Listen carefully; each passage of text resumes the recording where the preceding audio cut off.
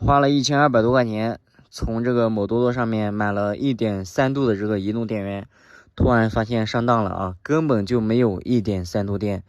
今天的话也是做了一个测试，1.3度电的话也就是1300瓦。一开始咱们移动电源到充电桩充电的时候呢是30%，1300瓦除以0.3等于0.4，那就等于咱们移动电源还没去充的时候有0.4度电啊。然后我们已经充了是3个半小时，才充了0.6度电，去掉损耗的话，也就等于充电器的功率220瓦乘以0.3。等于660瓦，去掉损耗的话，等于充了0.6度电，0.6度电加上0.4度电等于1度电。这时候这个移动电源已经充满了，也就相当于这个移动电源的话是没有1.3度电的。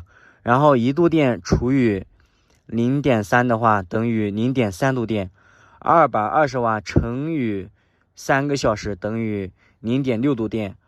那也就是0.3度电加0.6度电等于1度电。他说是5小时充满，也就是220瓦乘以5个小时等于1100瓦，去掉损耗的0.1度电，也就是1度电。所以根本就没有所谓的1.3度电啊，只有1度电这样。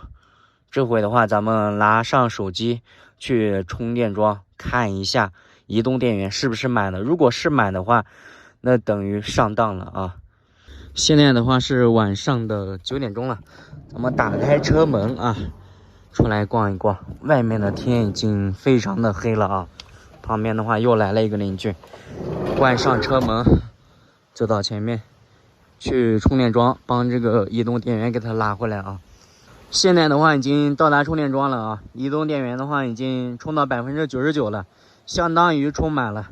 也就是说这个移动电源根本就没有1.3度电，只有1度电啊。充电宝的话也充满了。咱们看一下这个大数据吧。充电的这个电流的话是1.24安，电费的话是0.7元，充的是0.6度电啊，一充230分钟啊。咱们现在断一下电，帮它拉回去就可以了。这完全就是虚假宣传啊！而且这上面写的是1500瓦，它没有1500瓦，只支持1200瓦，相当于它使用的这个功率的话也存在虚标啊。然后这上面显示的是80万毫安，它没有80万，它只有70万毫安。当初如果说咱们买上这个1度电的这个移动电源，相当于它只有0.8度，大概会虚标0.3度电这样啊。从手机上面的话已经结束断电了啊，恢复正常了。咱们现在的话就可以拉回去了。晚上这边还挺冷的，穿个短袖出来还扛不住啊，得穿个外套啊。现在我们打开这个手机啊，给你们看一看神农架这边晚上的气温究竟有多少度啊？现在是晚上的9点钟啊，神农架现在的温度是18度，最低气温是13度啊，最高26度，还是非常舒服的。所以我在这边的话要盖上6斤的厚被子。现在的话我也是回来了啊，所以买这种移动电源的话，多多少少还是会有点虚标的。咱们现在打开开关，打开 USB 啊，然后已经亮了，亮了之后呢，插上去啊，就可以给这个手机充电了啊。如果没有这个移动电源的话，还真没办法给手机充电。